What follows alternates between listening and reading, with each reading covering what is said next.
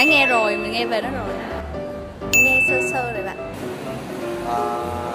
Chưa bạn. Cái đó mình chưa biết à. Rồi mình nghe rồi. Đó là từ công nghệ thông smartphone, mình nghĩ là smartphone. Trí tuệ nhân tạo. Tự động, rồi robot, bla bla. Thời sự thì mình thấy trên thời sự nó có phát nhiều về công nghiệp 4.0, đang trong quá trình công nghiệp 4.0 đổi mới rồi. Kết nối.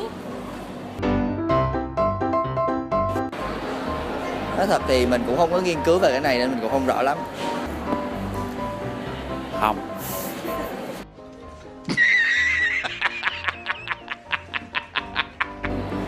Cái hiện tại mình đã biết bây giờ là cái nền tảng blockchain. Chắc là Bitcoin. Ứng dụng thực tế à? Smart City. Máy in 3D hoặc là nó được ứng dụng trong y học, theo mình biết là như vậy.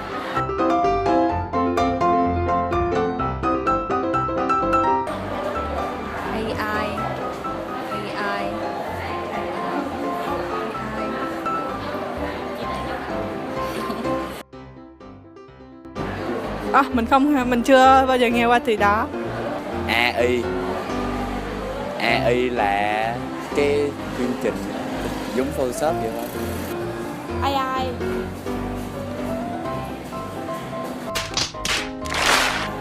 AI trí tuệ nhân tạo.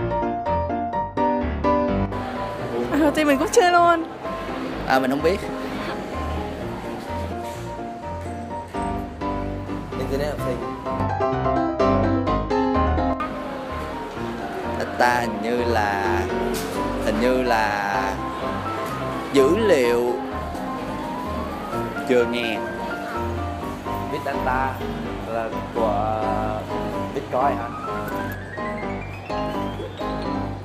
Big Data hình như là một cái dữ liệu lớn đúng không? Mình đang nghĩ.